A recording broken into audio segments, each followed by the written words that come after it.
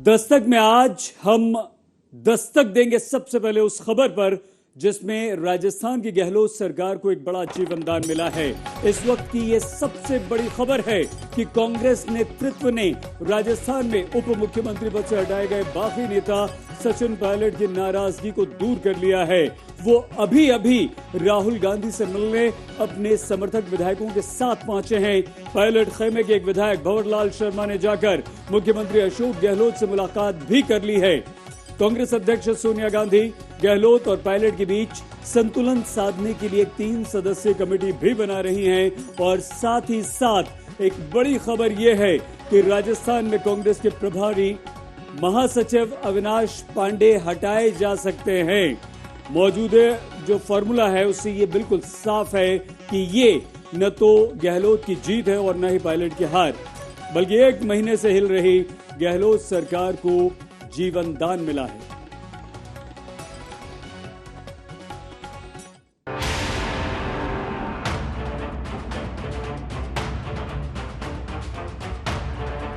जानते थे कि निकम्मा है, नाकारा है, कुछ काम नहीं कर रहा है, खाली लोगों को लड़वा रहा है।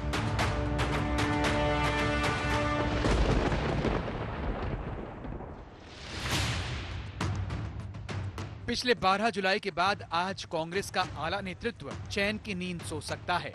पिछले 30 दिनों से कांग्रेस नेतृत्व की धुकधुकी इस बात से बढ़ गई थी कि कहीं राजस्थान भी मध्य प्रदेश की तरह मुट्ठी से न फिसल जाए, कहीं सचिन पायलट दूसरे ज्योतिरादित्य सिंधिया न बन जाएं। लेकिन राहुल गांधी और प्रियंका गांधी के साथ सचिन पायलट की मुलाकात के बाद राजस्थान में गहलोत खेमे का भी सुर बदल गया है। वो सब आलाकमान के फैसले को मानते हैं और आलाकमान के आदेश से ही मैं आज पीसीसी के चीफ का काम कर रहा हूं और अशोक गहलोत जी मुख्यमंत्री जी का काम कर रहे हैं। तो मैं समझता हूं आलाकमान अपने विवेक से अपने हिसाब से काम करता है। लेकिन इस शांति की कीमत क्या होगी ये अभी तय नहीं है। उप मुख्यमंत्री पद से हटाए जा चुके सचिन पायलट की तरफ से विकल्पों की ये सूची आलाकमान को भेजी गई है कि अशोक गहलोत के अलावा भविष्य में सचिन पायलट को मुख्यमंत्री बनाने की सार्वजनिक तौर पर घोषणा हो। अगर ये संभव नहीं हो पाया तो सचिन पायलट कैंप से 2 वरिष्ठ नेता उप मुख्यमंत्री बनेंगे और बाकी सभी नेताओं को मंत्रिमंडल या बोर्ड, न्यास और निगम के पदों पर एडजस्ट किया जाए और सचिन पायलट को दिल्ली में कांग्रेस महासचिव का पद दिया जाए। साथ ही सम्मानजनक वापसी के लिए पायलट चाहते हैं कि सार्वजनिक रूप से कांग्रेस घोषणा पत्र में राहुल गांधी के किए गए वादों को लागू करने की घोषणा की जाए। दूसरी तरफ राहुल गांधी की तरफ से कहा गया है कि सचिन पायलट अपने दोनों पदों पर लौट आएं। साथ ही सरकार के कामकाज के लिए एक कमेटी बनाई जाएगी। राहुल गांधी ने सचिन पायलट के साथ आए सभी विधायकों से बातचीत करने की भी इच्छा जताई। अंडर कंट्रोल है, कोई दिक्कत नहीं है। क्या आश्वासन दिया उन्होंने? आश्वासन मेरे विकास के काम होंगे और क्या आश्वासन देने। मेरा नेता दिल्ली में तो राहुल गांधी और सोनिया गांधी है। राजस्थान में अशोक गहलोत है।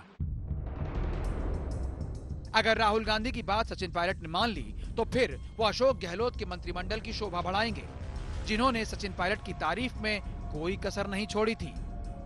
एक छोटी खबर नहीं पड़ी हुई किसी ने कि पायलट साहब को हटाना चाहिए प्रदेश कांग्रेस कमेटी अध्यक्ष से।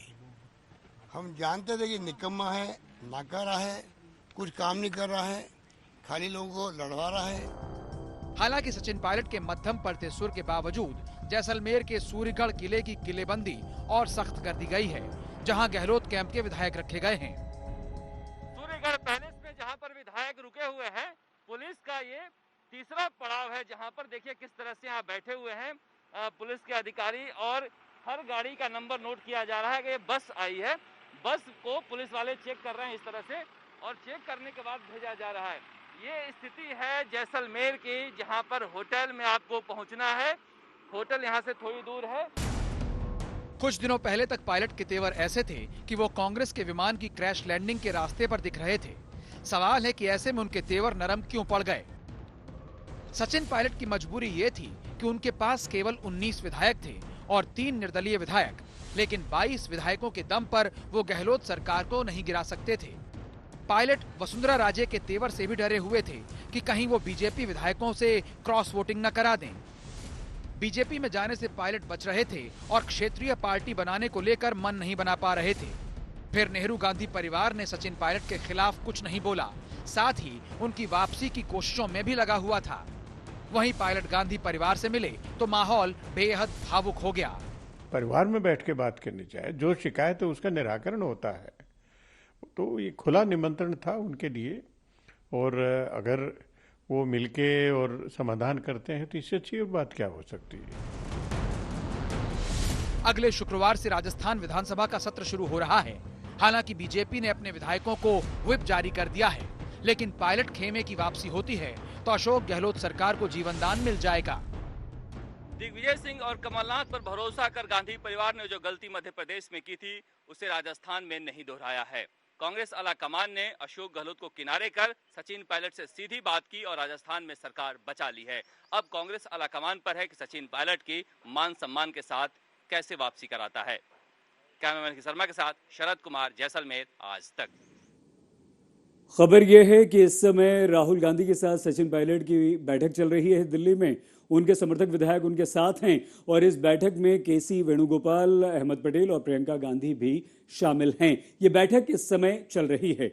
एक बहुत मशहूर शेर है कि दुश्मनी जमकर करो मगर ये गुंजाइश रहे, हम कभी दोस्त बन जाएं तो शर्मिंदा ना हो। राजस्थान के मुख्यमंत्री अशोक गहलोत और बाकी नेता सचिन पायलट के बीच झगड़ा इस कदर बढ़ गया था कि भाषा की मर्यादा भी टूटती गई थी, लेकिन अब दोनों एक प्लेटफॉर्म पर खड़े हो रहे हैं। ऐसे में हम आइए आपको दिखाते हैं कि पिछले एक महीने में कैसे चला इनके बीच बेहद तीखा सियासी ड्रामा।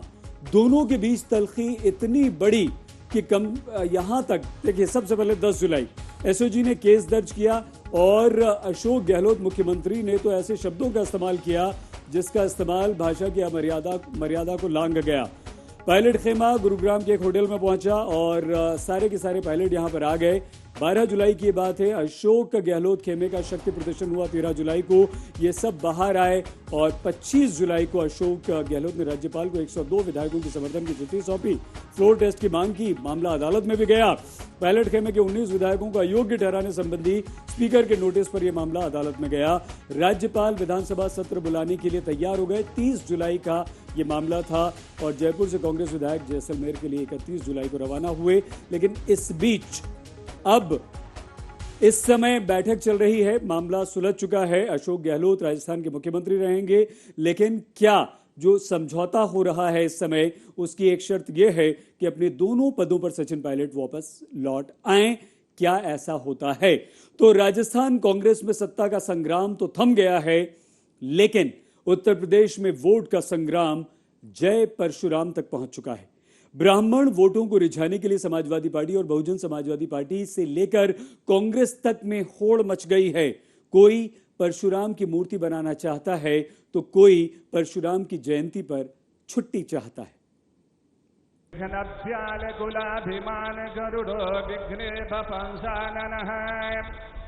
विघ्ना तुंग गिर प्रभेदन पविर विघ्नांबुधेर पादव भगन प्रसाद पवनो जय सिया राम।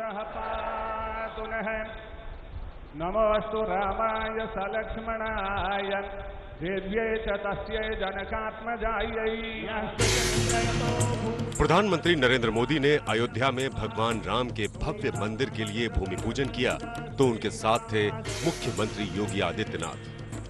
विष्णु के 7वें अवतार भगवान राम के नाम पर मंदिर निर्माण से विपक्ष में खलबली मच गई कि कहीं हिंदू वोटों का ध्रुवीकरण आगे भी उनके लिए भारी न पड़ जाए। सियावर रामचंद्र की, सियावर रामचंद्र की जय सिया राम। फिर क्या था, उत्तर प्रदेश में विपक्षी दलों ने राम के जवाब में परशुराम पर अपना दांव खेल दिया। दुनिया के सबसे बड़े लोकतंत्र में, इस लोकतंत्र की धर्मनिरपेक्ष व्यवस्था में अगर कोई चीज सबके सिर पर चढ़कर बोलती है तो वो है जाति की राजनीति। जाति की उस राजनीति में देश का सबसे बड़ा राज्य उत्तर प्रदेश फंस गया है, जहां सियासत की सारी धाराएं भगवान परशुराम की शरण में बह रही हैं। आने वाले दिनों में समाजवादी लोग परशुराम जी की मूर्ति लगाने जा रहे हैं और भव्य मूर्ति लगाएंगे। अर्थात बीएसपी की सरकार बनने पर फिर हमारी सरकार ब्राह्मण समाज की इस चाहत को ध्यान में रखकर यहाँ परशुराम की प्रतिमा हर मामले में सपा की तुलना में ज्यादा भव्य ही लगाएगी। अगर वो सच में लगाना चाहते, अगर सच में भाव होता, प्रेम होता, आस्था होती, विश्वास होता भगवान के श्री चरणों में, तो आज तक मूर्ति लग चुकी है। जाति का नासूर देवी देवताओं के प्रति आस्था में भी घाव कर चुका है। नहीं तो जिस परशुराम को भगवान विष्णु का छठा अवतार माना गया, वो आज ब्राह्मण वोट का हथियार कैसे बन जाते। लेकिन 2022 के चुनाव की आहट यूपी में बहुत तेजी से सुनाई पड़ रही है, और उससे भी तेजी से सुनाई पड़ रही है परशुराम के राजनीतिक फरसे की धार, जिसे ब्राह्मण वोट की कसौटी पर कसा जा रहा है। इसलिए समाजवाद का जाप करने वाली समाजवादी पार्टी हर जिले में परशुराम की मूर्ति लगाने की बात कर रही है। साथ ही लखनऊ में 108 फीट ऊंची परशुराम प्रतिमा लगाने का भी ऐलान किया गया है। इसीलिए दलितों, उपेक्षितों और वंचितों की दुहाई देने वाली बीएसपी की सुप्रीमो मायावती समाजवादी पार्टी से भी बड़ी मूर्ति लगाने का वादा कर रही हैं। इसीलिए कांग्रेस भी नेहरू गांधी के रास्ते पर चलने की जगह परशुराम जयंती पर छुट्टी की मांग कर रही है, और इसीलिए बीजेपी भी भगवान परशुराम को लेकर विपक्ष पर हमलावर है। जिस सपा शासन काल में सबसे ज्यादा भगवान परशुराम की मूर्तियों को तोड़ा गया हो, वो सिंपैथी कैसे कर सकते हैं। सपा और बसपा ने हमेशा जाति की राजनीति की है। एक जाति को दूसरे से लड़ाना, दूसरे को तीसरे से लड़ाना, यही उनका काम रहा है। भारतीय जनता पार्टी ने सबको साथ में लेकर चलने का काम किया है। भले ही देवी देवताओं का जाति से नाता नहीं होना चाहिए, लेकिन उत्तर प्रदेश की राजनीति में परशुराम ब्राह्मणों के तो राम क्षत्रियों और कृष्ण यादवों के भगवान बना दिए जाते हैं, और फिर उनके नाम पर शुरू होती है शुद्ध देसी चुनावी पॉलिटिक्स। परशुराम के नाम पर यूपी का हर सियासी धड़ा ब्राह्मण वोटों को रिझाने में लगा है। उत्तर प्रदेश में ब्राह्मणों की आबादी करीब 11% है। चुनाव में इतना वोट सत्ता का रूप बनाने और बिगाड़ने की ताकत रखता है। साथ ही ये वर्ग राजनीतिक और सामाजिक रूप से मजबूत ओपिनियन मेकर माना जाता है। 2007 में इनका झुकाव बीएसपी की तरफ हुआ तो मायावती की 5 साल चलने वाली सरकार बन गई, और 2017 में बीजेपी की तरफ हुआ तो बीजेपी खुद तो जीती ही, उसके विधायकों में 19% ब्राह्मण जाति से आए। सर्वे के आकलन के हिसाब से तकरीबन 65 से 70% ब्राह्मण वोट हमेशा बीजेपी को की तरफ गया है। सवाल यह है कि क्या एसपी और बीएसपी जो अपना प्रयास कर रही है, इससे ब्राह्मण वोट टूटकर उनकी तरफ आएगा? ये तो आकलन लगाया जा सकता है, ये तो सिर्फ हम कह सकते हैं कि क्या होगा क्या नहीं होगा, लेकिन प्रयास तो यही है। समाजवादी पार्टी और बीएसपी का प्रयास तो यही है कि किसी तरह से ब्राह्मण वोट जो एक मुश्त बीजेपी की तरफ खड़ा दिखाई पड़ता है, उसे तोड़ा जा सके। लेकिन पिछले महीने बिकरू कांड में गैंगस्टर विकास दुबे के साथ उसके कई गुंडों के एनकाउंटर में मारे जाने के बाद विपक्ष ये सवाल उठाने लगा है कि क्या योगी राज में ब्राह्मणों से भेदभाव होने लगा है। भगवान परशुराम के नाम पर ब्राह्मण नाराजगी को भुनाने की कोशिश विपक्ष की है। ब्राह्मण समाज के आस्था एवं स्वाभिमान के खास प्रतीक माने जाने वाले परशुराम तथा अन्य सभी जातियों व धर्मों में जन्मे महान संतों, गुरुओं व महापुरुषों के नाम पर भी बड़ी संख्या में आधुनिक हॉस्पिटल व सभी जरूरी सुविधाओं से युक्त ठहरने के स्थलों का भी निर्माण कराया जाएगा। 3 दशक पहले राजनीति की धुरी पिछड़े और दलित होते थे, लेकिन आज ब्राह्मण वोटों का सवाल यूपी की राजनीति का सबसे बड़ा विमर्श बन गया है, और इसलिए भगवान परशुराम की मूर्ति से राजनीतिक दल अपने वोटों की ऊंचाई नाप रहे हैं। कुमार अभिषेक, लखनऊ, आज तक। 23 साल पहले मंडल आयोग की सिफारिशों को लागू करने का ऐलान तत्कालीन प्रधानमंत्री वीपी सिंह ने किया तो उससे राजनीति के कई समीकरण भी बदल गए। उसमें उत्तर प्रदेश में ब्राह्मण राजनीति पर काफी असर पड़ा। जो ब्राह्मण पहले किंग हुआ करते थे, उसके बाद वो अपने 11% वोट के साथ किंग मेकर की भूमिका में रह गए। डॉक्टर भीमराव अंबेडकर किस न्याय वर्ष में एक फैसला हाल में सरकार ने लिया कि पिछड़े वर्ग को हम सरकारी नौकरियों में और पब्लिक सेक्टर में स्थान दें। सत्ता के इस ढांचे में देश के चलाने और संवारने में, उसके फैसला करने में हम हिस्सेदारी देना चाहते हैं और मजबूती से देना चाहते हैं। अन्य पिछड़े वर्ग के लोगों के लिए नौकरियों में 27% आरक्षण। 3 दशक पहले जब वीपी सिंह सरकार ने यह फैसला किया तो इसने देश की राजनीति को बदला। सबसे ज्यादा उत्तर प्रदेश की राजनीति को, जहां उसके बाद से कोई ब्राह्मण मुख्यमंत्री बना ही नहीं। बावजूद इसके कि यूपी में ब्राह्मणों के 11% वोट हमेशा निर्णायक माने जाते हैं। वीपी के मंडल और आडवाणी के कमंडल के बीच यूपी की राजनीति झूलते झूलते आगे बढ़ गई। इस बीच ब्राह्मणों का स्वाभाविक वोट कांग्रेस से शिफ्ट होकर बीजेपी की तरफ चला गया। पिछले विधानसभा चुनाव में बीजेपी को इसका फायदा भी मिला। इनके असर को इस तरह समझिए कि यूपी में सरकार चलाने वाली बीजेपी के 312 विधायकों में 58 विधायक ब्राह्मण हैं, यानी सत्तारूढ़ दल के कुल विधायकों में 19% ब्राह्मण हैं। योगी सरकार में उप मुख्यमंत्री दिनेश शर्मा ब्राह्मण हैं। योगी के 55 सदस्यीय मंत्रिमंडल में कुल 9 ब्राह्मण हैं, यानी करीब 16%। अगर टॉप 11 नौकरशाहों की बात करें तो उनमें 5 ब्राह्मण आ जाएंगे।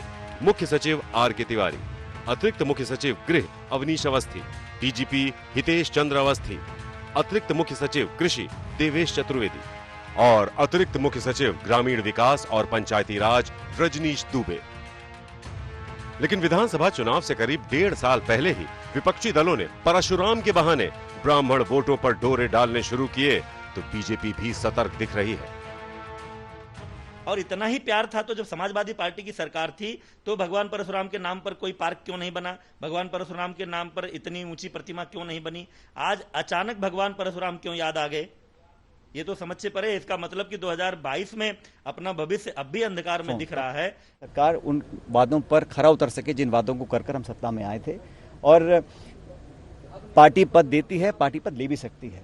मुझे पद की बहुत लालसा नहीं है, लेकिन मैं चाहता था जो मान सम्मान स्वाभिमान की बात हम लोगों ने करी थी वो बनी रहे। राजनीति में आज 18-20 साल से मैंने जो योगदान दिया है व्यक्तिगत रूप से पार्टी के प्रति, पार्टी भी बात को जानती है, और हमने हमेशा कोशिश करी है कि जिन लोगों ने मेहनत कर इस सरकार का निर्माण किया है उन लोगों की हिस्सेदारी भागीदारी सुनिश्चित की जाए। मुझे खुशी है कि कांग्रेस अध्यक्षा जी ने आज जो कमेटी का गठन किया है, और ये बात भी जैसा वेणुगोपाल जी ने कहा कि समयबद्ध तरीके से इन सब बातों को सुनकर इसका अच्छा निराकरण किया जाएगा। मैं समझता हूँ ये एक स्वागत योग्य कदम है। इसके लिए मैं कांग्रेस अध्यक्ष का धन्यवाद देना चाहता हूँ। जो आपके साथियों ने आपके बारे में बातें कही, जो व्यक्तिगत हमले किए और जो ये कहा कि बीजेपी के हाथों खेल रहे हैं आप, देखिए ऐसा है, आज से 1.5 साल पहले जब हम चुनाव जीत कर आए थे उस समय हमने कांग्रेस अध्यक्ष को ये निर्णय दिया था देने के लिए कि कांग्रेस का मुख्यमंत्री कौन बनेगा। उस समय अशोक गहलोत जी को मुख्यमंत्री बनाया गया और मुझे उप मुख्यमंत्री बनने की जिम्मेदारी दी गई थी, और हमने लगातार काम किया। और मुझे लगा कि इन 1.5 साल में जो मेरा अनुभव रहा वो मैं कांग्रेस का आलाकमान तक लेकर जाऊं, और मैंने सारी बातें कही हैं। वो आज मैं इस प्रेस या मीडिया के माध्यम से बोलना नहीं चाहता हूं, लेकिन वो सारी बातें मैंने बताई हैं। और मुझे लगता है कि समस्या का समाधान होगा, क्योंकि जो सरकार ने और पार्टी ने वादे किए हैं वो निभाने बहुत ज़रूरी हैं। और मैंने कभी भी सुन लीजिए, हमने कभी भी इस प्रकार की भावना या भाषा या आचरण का उपयोग नहीं किया जो हमारे योग्य नहीं है। और मैं आज भी इस बात पर कायम हूँ कि हम लोगों ने हमेशा एक दूसरे का सम्मान भी किया है, लेकिन पार्टी और सरकार के जो हित में था उसको हमने रखा है। और जितना भी लोग कुछ भी कहें, ये बात सच है कि हम लोग कांग्रेस पार्टी के न सिर्फ सिंबल पर जीत कर आए, लेकिन कांग्रेस पार्टी का काम कर हम सत्ता में आए थे, और आज हमारी जवाबदेही बनती है कि हम कैसे उन वादों को पूरा करें। इसलिए मेरा आज ये जो आज हम लोगों ने अपनी बात रखी, सभी विधायकों ने रखी, हम सब मिलकर यहाँ पर आए थे। मैं धन्यवाद देना चाहता हूँ सभी विधायकों का कि इन्होंने बड़े एक खुले माहौल में बेबाकी से अपनी बात को रखा, उसका संज्ञान भी पार्टी ने लिया है। और मैं धन्यवाद देना चाहता हूँ प्रियंका जी का, जिन्होंने समय निकाल कर आज हम सबसे बात करी, अलग अलग सब बातों को सुना, और मुझे लगता है कि बहुत जल्द समस्या का समाधान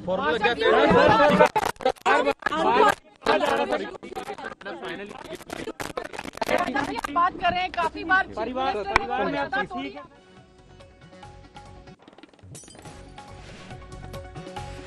सचिन पायलट राहुल गांधी से मिलने के बाद सचिन पायलट ने कहा कि ये लड़ाई मान सम्मान की लड़ाई थी और मैंने अपने साथी विधायकों के साथ, समर्थक विधायकों के साथ आलाकमान के सामने अपनी सारी बातें रख दी हैं।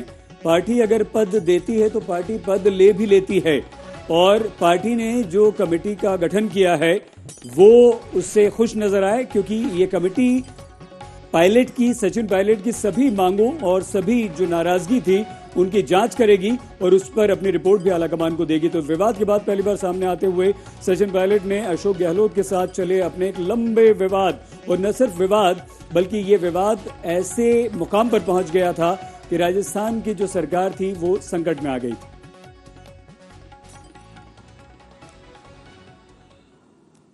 दस्तक में आज के लिए बस इतना ही। अपना बहुत ख्याल रखिएगा, देखते रहिए आज तक।